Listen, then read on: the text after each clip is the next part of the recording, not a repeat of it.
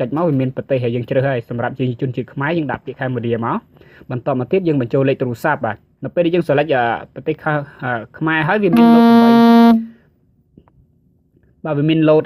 855អញ្ចឹងយើងលុប55អញ្ចឹងបើសិនយើងនៅកូរ៉េលុប55អញ្ចឹងយើងដាក់82 10គុតអីចឹងទៅណាហើយនឹងលេខ8ខ្ទង់លេខទូរស័ព្ទហ្នឹងបាទហើយបន្តមកទៀត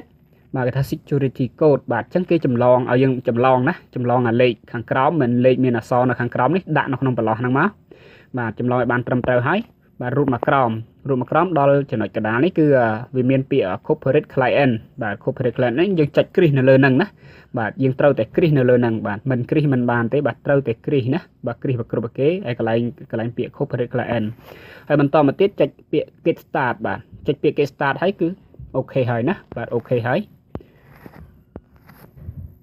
ចឹងនៅពេលដែលយើងបង្កើត username ហើយនឹង password យើងបញ្ចូលថ្មីនេះសម្រាប់សមាជិកថ្មីបាទត្រូវកត់ខាងក្រៅសិនហើយចាំច្រឡំចូលណាជៀសវាងការភ្លេចបាទ